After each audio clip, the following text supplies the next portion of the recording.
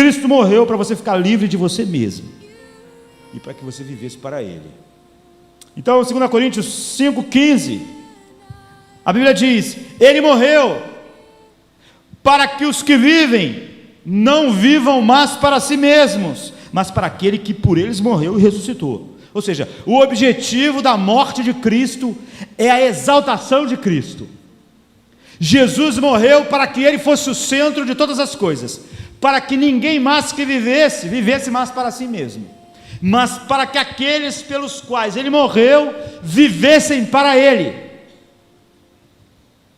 Esse é o problema. O assunto do Evangelho é inequívoco e não é difícil de perceber qual é o seu propósito. Portanto, seria fácil, deve ser fácil perceber o que é o anti-evangelho, o que é o falso evangelho.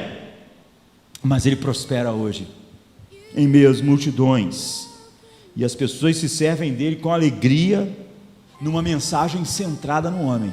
Jesus morreu para que você não vivesse mais para você, para que você não fosse o centro da sua vida, nem o foco, nem a força que impulsiona a sua vida no restante dos anos que você tem nessa terra. Ele morreu para isso. Mas, no entanto, as pessoas se servem com alegria da mensagem que é centrada nelas, seus desejos, e não há nenhuma desculpa para esta geração por ela viver assim, e por ela se reunir em cultos assim. Alegar a inocência não vai desculpar uma só alma, ninguém. Colocar culpa nos líderes não apagará a verdade de que você buscou a sua glória pessoal, de que você estava interessado na sua vida, e de que mesmo quando você se reuniu num culto, você estava interessado em como isso ia fazer a sua vida avançar, seu projeto de vida, seus interesses, seu prazer focado em você mesmo. O Evangelho pode se mostrar centrado no homem de muitas maneiras, mas 2 Coríntios 4,4 diz: é o Evangelho da glória de Cristo.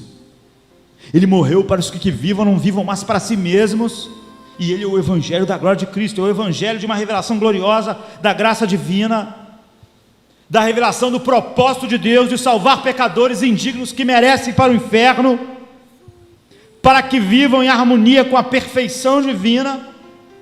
E a salvação deles foi feita em harmonia com tudo que Deus é, com a sua santidade, sua justiça, seu amor, sua ira.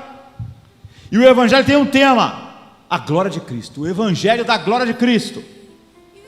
E para que ele seja o Evangelho da glória de Cristo, ele morreu para os que vivem e não vivam mais para si mesmos, como viviam, para si mesmos, para viver para Ele. Então, no Evangelho, o coração de Deus é desnudado,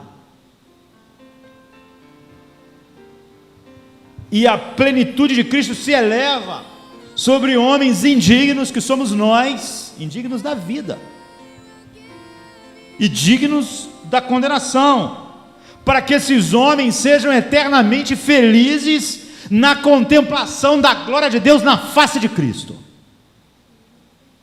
de tal maneira que isso enche o coração deles de uma santa alegria, que seja a motivação. O Evangelho aponta para um só lugar, para Cristo, e qualquer coisa que aponta para outro lugar é o concorrente do verdadeiro Evangelho.